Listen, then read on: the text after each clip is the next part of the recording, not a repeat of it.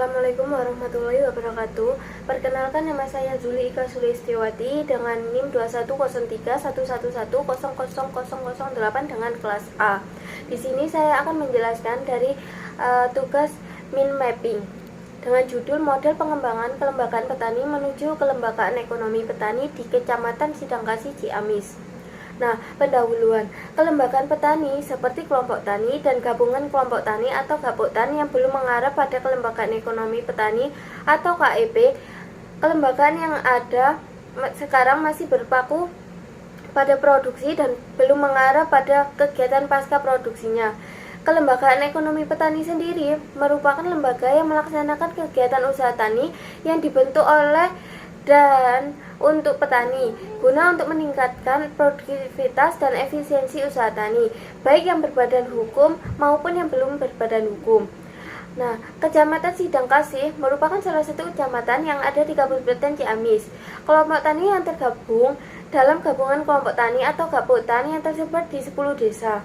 Dari beberapa gaboktan, hanya ada satu koperasi pertanian yang terbentuk, yaitu Koperasi Petani Komunitas Sayuran Dataran Rendah. Namun, kondisi koperasi tersebut belum berjalan secara efektif. Nah, metode penelitian yang digunakan yaitu metode survei dan observasi langsung di lapangan pada komunitas petani yang berusaha tani sayuran dataran rendah. Nah, yang bertepatan di Kecamatan Sidangkasih, Kabupaten Ciamis, Desa Gunung Cepu, Wanasigra, dan Budi Harja. Nah, hasil dan pembahasan.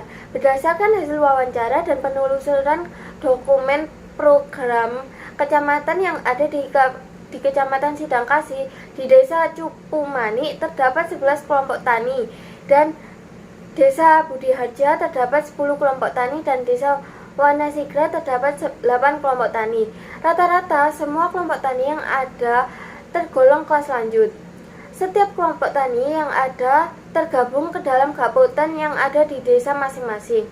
Nah, untuk Desa Gunung Cepu, gaboktan yang ada bernama Cupumani.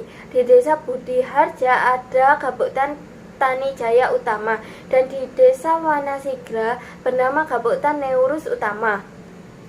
Nah, kelompok tani merupakan variabel yang diidentifikasikan mempunyai pengaruh terhadap perubahan kelembagaan petani menjadi kelembagaan ekonomi petani.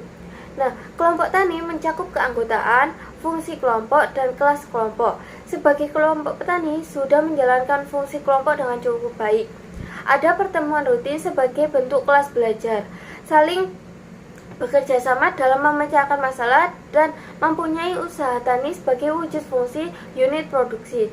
Meskipun kelompok yang ada rata-rata hanya tergolong kelas lanjut, gabungan dari kelompok tani atau gaboktan terdiri dari unit sarana dan prasarana produksi, unit produksi, unit usaha pengelolaan, unit usaha keuangan mikro, unit usaha pemasaran, unit penyedia informasi.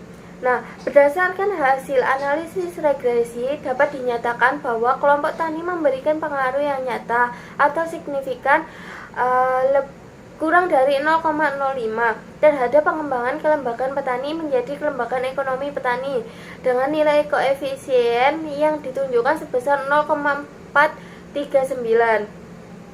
Dengan nilai koefisien tersebut, kelompok tani dapat mendorong pengembangan kelembagaan petani menjadi kelembagaan ekonomi apabila ditingkatkan terutama dalam aspek fungsi kelompok. Nah, kesimpulannya yaitu faktor kelompok tani X1 memberikan pengaruh yang signifikan terhadap pengembangan kelembagaan petani menjadi kelembagaan ekonomi petani dengan koefisien berpengaruh sebesar 0,438, P kurang dari 0,001.